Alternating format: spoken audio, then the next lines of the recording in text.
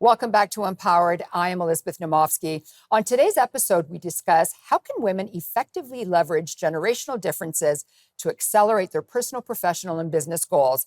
And, before we went to break, we were talking about mentoring and giving back. How do you tap into intuition and wisdom regardless of your generation?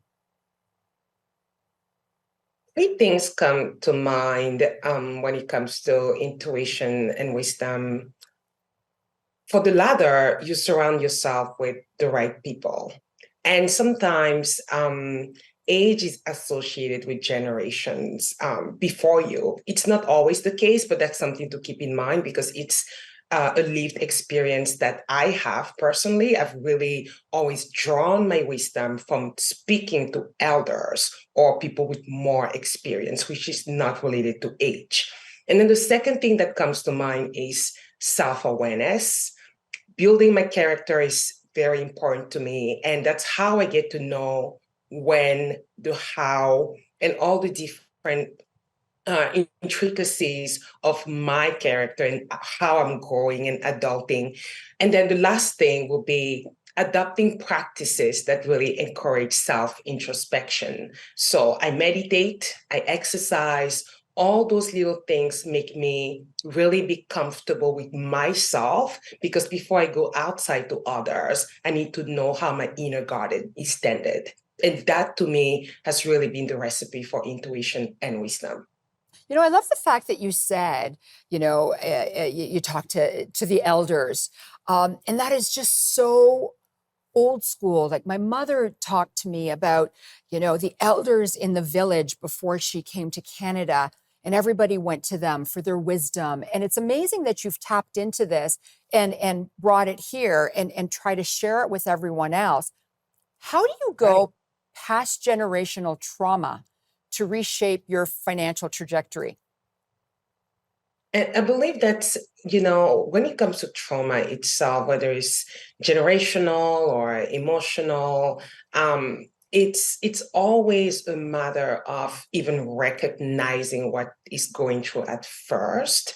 I come from a developing country and middle class, so financial habits can be on the ups and the downs, and you see that in the society. You see that sometimes in close family members or not, and recognizing that you come from a background or you see other societies or communities with those practices should not necessarily shape your own narrative. And the next step will be to deal with it.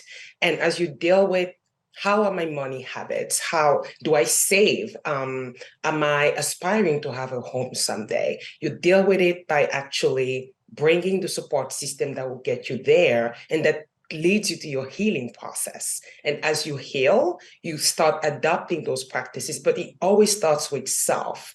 Right back to the question about intuition and wisdom, that self-awareness will get you to commit to changing that narrative altogether and adopting those habits that will make you financially independent. So I like the fact that you say, it comes from yourself because, you always hear people say, well, you can't help somebody unless they want to help themselves. I want to Right. ask you, how do you look past age and status to connect with successful women without feeling less than others? Because we all suffer from the imposter syndrome at one point of our lives. That's that. I love that question because I'm being asked. I've been asked in the past how I've been able to surround myself with powerhouses, and my answer is simple. I see an opportunity to be a better me.